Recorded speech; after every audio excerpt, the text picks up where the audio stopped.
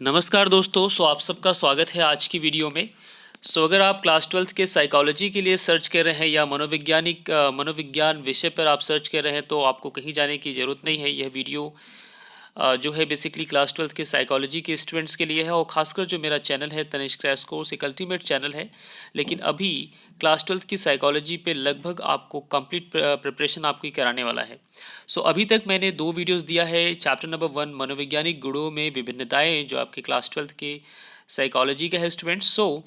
आप सबसे मैं यही उम्मीद रखूँगा कि आप सभी जो है फर्स्ट चैप्टर की जो बाकी वीडियोज़ है आप उनको देखिए और उनका एक सेपरेट आपको प्लेलिस्ट मिलेगा। तो प्लेलिस्ट में जाकर के आप सभी वीडियोस को देखिए और डिस्क्रिप्शन बॉक्स में भी आपको उसका लिंक मिल जाएगा।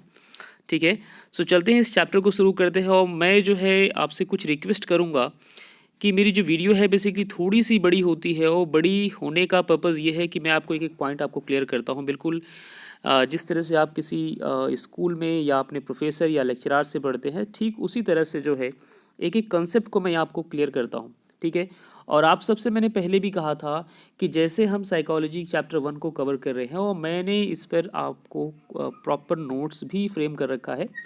नोट्स के रिगार्डिंग में आपको बात करूंगा, उसके बारे में आपसे बात करूंगा लेकिन आखिरी में। जैसा कि मैंने आपको पहले भी बताया था स्टूडेंट्स की, जैसे ही मैं साइकोलॉजी के फर्स्ट चैप्टर को कवर करता हूँ क्लास 12th के मनोविज्ञान इस विषय को, वैसे ही एक वीडियो आपको और दूंगा फाइनल जो है, जो कि मास्टर वीडियो होगी। उस वीडियो में मैं क्या करूंगा, उस वीडियो के अंदर में बेसिकली आपको पूरा कंप्लीट चैप्टर का एक सारांश मिलेगा, एक कंप्लीट स्टडी मिलेगी। ठीक है, तो आपको कहीं जाने की ज़रूरत नहीं है। मैं एक एक इस तरह से चैप्टर करके आपके पूरे कंप्लीट कोर्स को मैं कवर कर दूंगा। ठीक है, और आप हमसे जुड़ करके अपने साइकोलॉजी की स्टडी बहुत अच्छे से कर सकते हैं। बस आप सबसे मेरी रिक्वेस्ट होगी स्टूडेंट्स की प्लीज़ आप मेरी वीडियो को अपने फ्रेंडों तक, उन फ्रेंडों तक जरूर पहुँचाओ जिसको इसकी ज़रूरत है या जो साइकोलॉजी सब्जेक्ट पढ़ रहा है। ठीक है, तो चलते हैं हम आज जो हमारा जो विषय है, आज जो हमारा पॉइंट है वो हम पढ़ेंगे मूल्यांकन की विधियाँ। ठीक है, मूल्यांकन की विधियों को आज हम समझेंगे। ठीक है, इसके पहले जो हमने पढ़ा था दोस्तों, वो जो बेसिकली टॉपिक था वो था आपका मनोवैज्ञानिक गुणों के कुछ क्षेत्र, जिसको हमने बखूबी आपको समझाया था।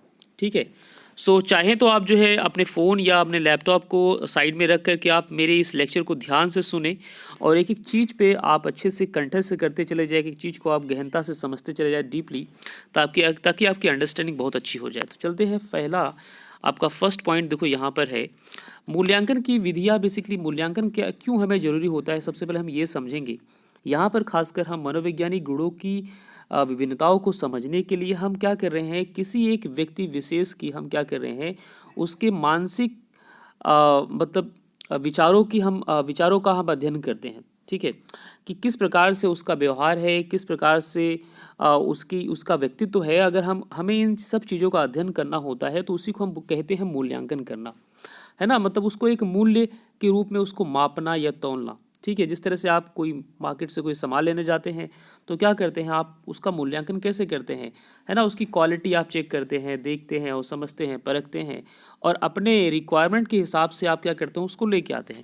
उसी प्रकार जब हम मनोवैज्ञानिक गुणों की विशेषताओं को समझ रहे होते हैं तो यहाँ पर हम मूल्यांकन करते हैं। मूल्यांकन की कुछ विधियाँ आती हैं जिसको हम यहाँ पर देख रहे हैं। ठीक है, तो सबसे पहली आपकी विधि होती है मनोवैज्ञानिक परीक्षण, जिसे हम कहते हैं इंग्लिश में साइकोलॉजिकल टेस्ट। ठीक है दोस्तों, साइकोलॉजिकल टेस्ट या मनोवैज्ञानिक परीक्षण क्या होता है, व्यक्ति की मानसिक तथा व्यवहारिक विशेषताओं का वस्तुनिष्ठ और मानकीकृत मापक होता है। ठीक है, मतलब कोई भी व्यक्ति, वो मैं भी हो सकता हूँ, आप भी हो सकते हैं, उसके व्यवहार परक विशेषताओं, मतलब मेरा व्यवहार किस प्रकार है या आपका किस प्रकार है या आपके यार दोस्त का किस प्रकार व्यवहार है, उसका एक वस्तुनिष्ठ का मतलब होता है ऑब्जेक्टिव तरह से, एक उद्देश्यपूर्ण ढंग से उसको मापना।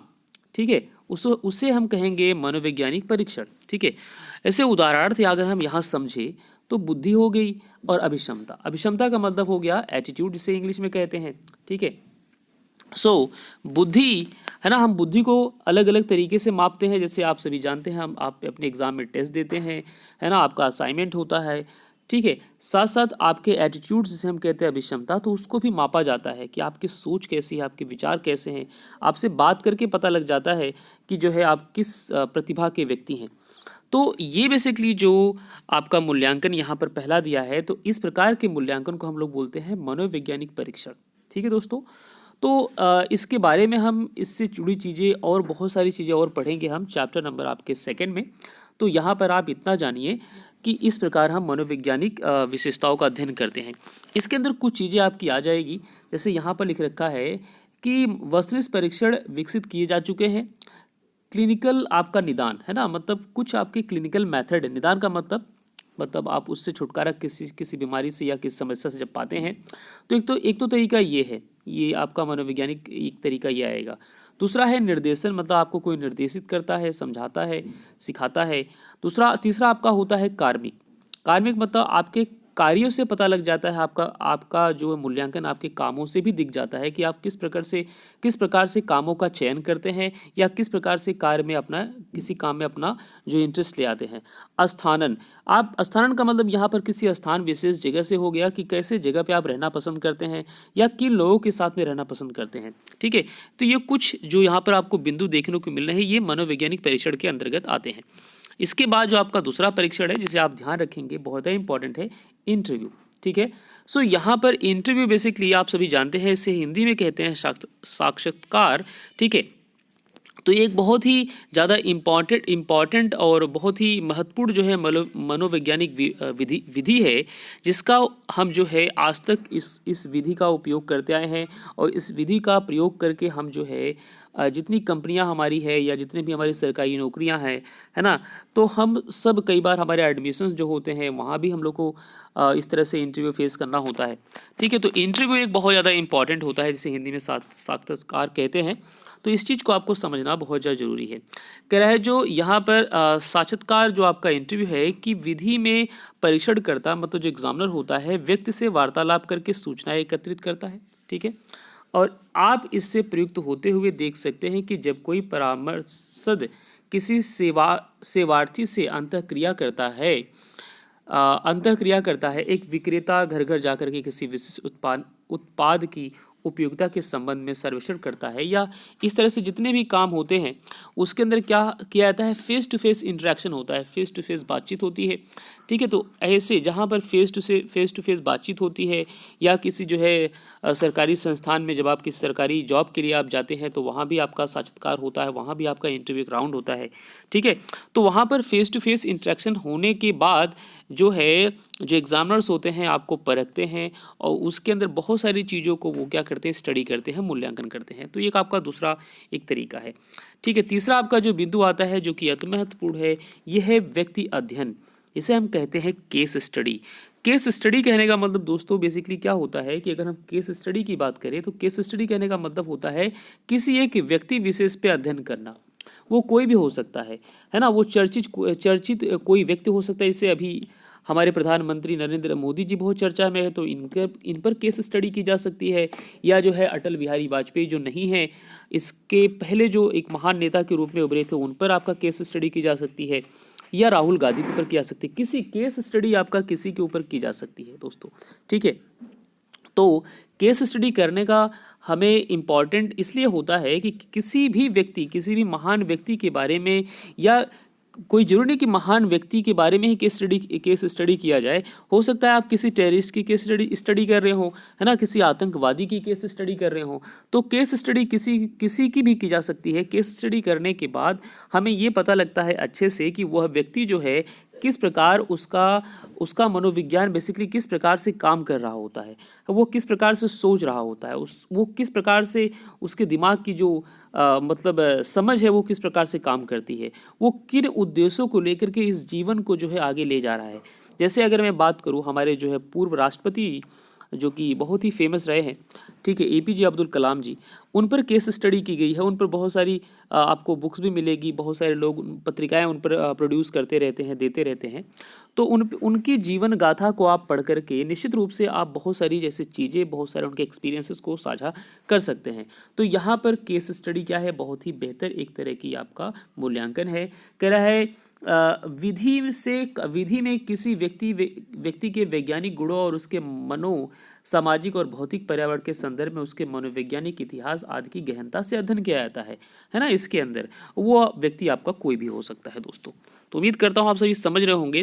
जैसे यहाँ पर आपको कुछ आपको दे रखा है कि जैसे साक्षात्कार आपका हो गया, प्रेक्षण प्रश्नावली हो गया, मनोवैज्ञानिक प्रश्न आदि के उपयोग से प्रदत्त या आंकड़े एकत्रित किए जाते हैं। इस तरह से उस व्यक्ति के जितने भी इंटरव्यू वगैरह होते हैं जगह जगह, उस व्यक्ति के इंटरव्यू से, क्योंकि जब कोई चर्चित व्यक्ति होता है तो वो बहुत जगह इंटरव्यू देता है ना, तो हम क्या करते हैं जब उसकी केस स्टडी कर रहे होते हैं तो हम क्या करते हैं एक एक चीज़ के उसके आंकड़े को इकट्ठा करते हैं, उस पर अध्ययन करते हैं, उस पर अपनी परख करते हैं। जैसे आपने देखा होगा एक बहुत ही फेमस प्रसिद्ध आपका टीवी सीरियल है आपकी अदालत। आपकी अदालत में जब कोई व्यक्ति जाता है तो निश्चित रूप से जो वहाँ पर वकील के जो काम कर रहे होते हैं, है ना, तो वो क्या करते हैं बेसिकली, रजत शर्मा जिनका नाम है, बेसिकली जो है वो क्या करते हैं कि उस पर्टिकुलर पर्सन के ऊपर केस स्टडी करते हैं, एक एक चीज़ की गहनता से अध्ययन करते हैं।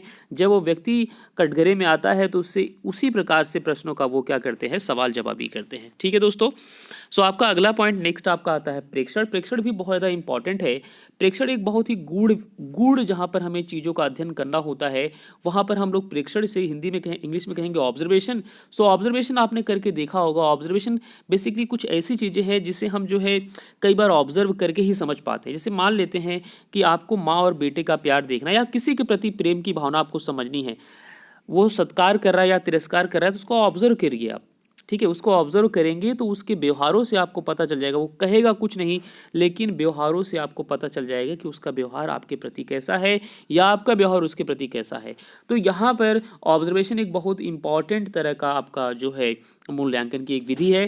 कह रहा है में व्यक्ति की नैसर्गिक या स्वाभाविक दशा में घटित होने वाली ताक्षणिक व्यवहारपरक घटनाओं का व्यवस्थित संगठन और वस्तुनिष्ठ ढंग से अभिलेख तैयार किया जाता है। ठीक है, कुछ गोचर जैसे मात्र शिशु अंतःक्रिया का अध्ययन प्रेक्षण प्रणाली द्वारा सरलता से किया जा सकता है ना। माँ और बेटे के प्रति जो प्रेम की भावना होती है दोस्तों, उसको जो है निश्चित रूप से अगर आप ऑब्जर्व करेंगे किसी माँ बेटे को तो निश्चित या माँ मतलब जहाँ पर हम कुछ ऐसी भावनात्मक चीज़ों का जहाँ मेल होता है वो किसी के प्रति प्रेम हो सकता है।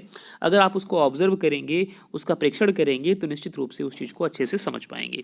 ठीक है, तो आपको क्या करना है, आपको बेसिकली ये पॉइंट आपको ध्यान रखना है जो मैं एक्सप्लेन कर रहा हूँ, उसको सुनना है, समझना है और उसी का उपयोग करके आपको निश्चित रूप से अपने एग्जाम में उसी प्रकार लिख देना है। ठीक है, इसके बाद आपका नेक्स्ट आपका पॉइंट आता है आत्म प्रतिवेदन।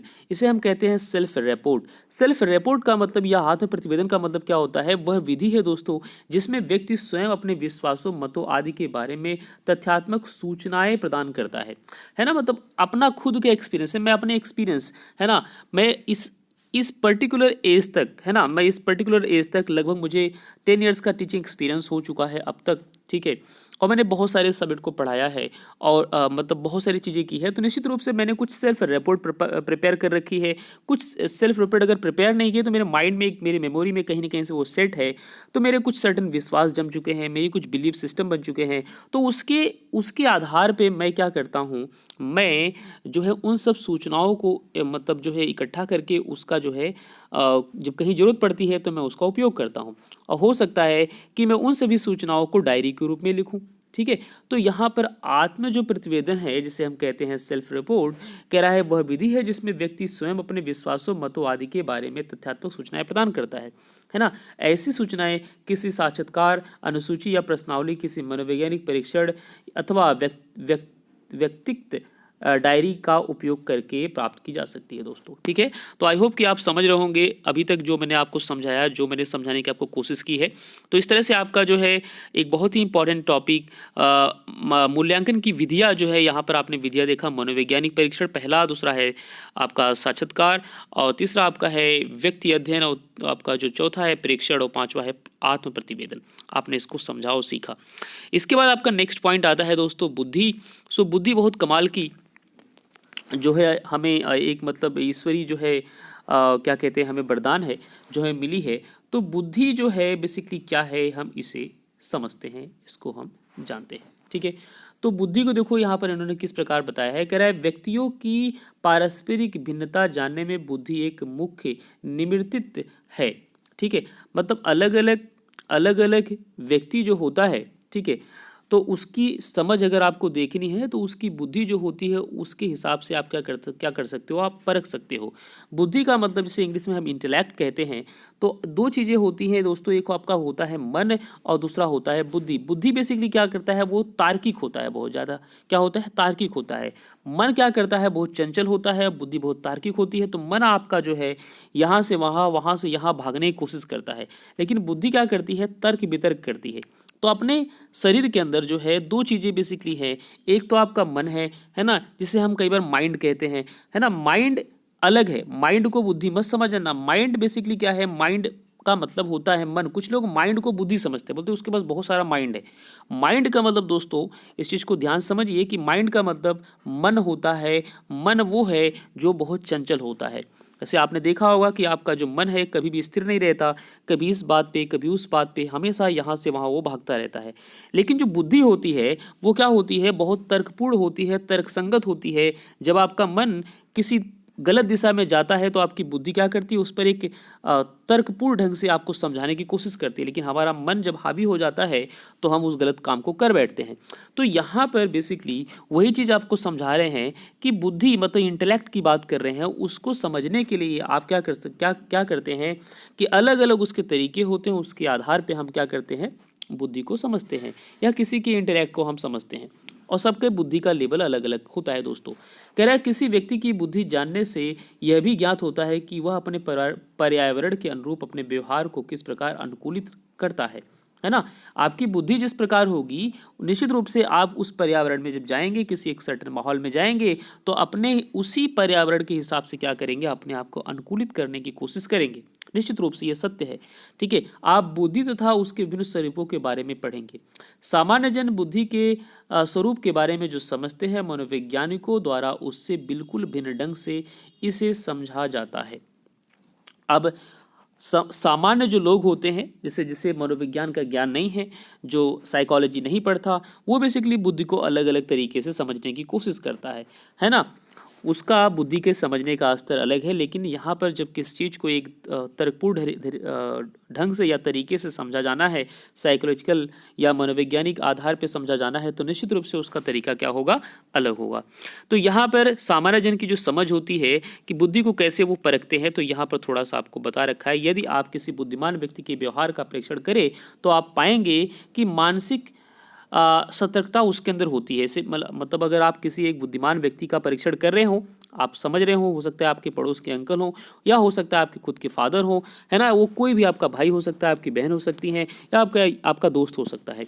अगर आप उसकी बुद्धि का परीक्षण कर रहे हो तो आप उससे जब भी बात करते हो तो उसकी बातों में निश्चित रूप से कुछ न कुछ एक ऐसा सतर्कता दिखती है, एक समझ दिखती है, उसके अंदर हाजिर जवाबी होती है, शीघ्र सीख होती है। मतलब वो सीख भी जल्दी से ले लेता है, उसको ज़्यादा समय समझाने में नहीं लगता कि अगर आपने कुछ उसको अच्छी बातें बताई या जिस प्रकार की आपने बातें समझाई, वो उसको जल्दी से ग्रहण करेगा, उससे समझ हासिल कर लेगा। संबंधों का समझ लेने की योग्यता जैसे अनेक गुण होते हैं।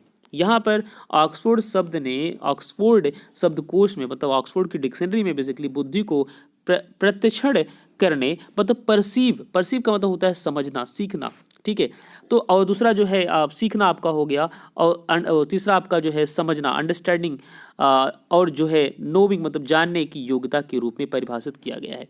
बुद्धि के प्रारंभिक सिद्धांतकारों ने भी इन्हीं गुणों द्वारा बुद्धि को परिभाषित किया था। यहाँ पर आपको एक नाम मिल रहा है बहुत ही इंपॉर्टेंट, जो है अल्फ्रेड बिने। ठीक है, अल्फ्रेड जो बिनेट थे, बुद्धि के विषय पर शोध कार्य करने वाले पहले मनोवैज्ञानिकों में से एक थे। तो आप ये चीज़ बहुत इंपॉर्टेंटली ध्यान रखना। तो अल्फ्रेड बिने, जब बुद्धि की बात की जाएगी, ठीक है, तो निश्चित रूप से अल्फ्रेड बिनेट का आपका नाम आना चाहिए। कई बार इनको जस्ट बिनेट भी कहते हैं। कह रहा है इन्होंने बुद्धि को अच्छा निर्णय लेने की योग्यता बताया, अच्छा बोध करने की योग्यता, अच्छा तर्क प्रस्तुत करने की योग्यता के रूप में परिभाषित किया है दोस्तों। इसके बाद आपके दूसरे मनोवैज्ञानिक आते हैं, जिनका नाम है वेशलर, जिनका बनाया गया बुद्धि परीक्षण बहुत व्यापक रूप से उपयोग किया जाता है।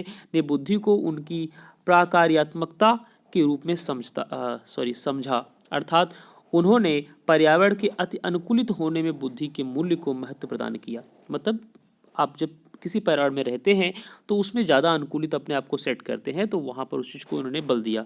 कह रहा है वेशलर के अनुसार बुद्धि व्यक्ति की वह समग्र क्षमता है जिसके द्वारा व्यक्ति सविवेक चिंतन करने, है ना, स्वदेश व्यवहार करने तथा अपने पर्यावरण से प्रभावी रूप से निपटने में सामर्थ्य होता है।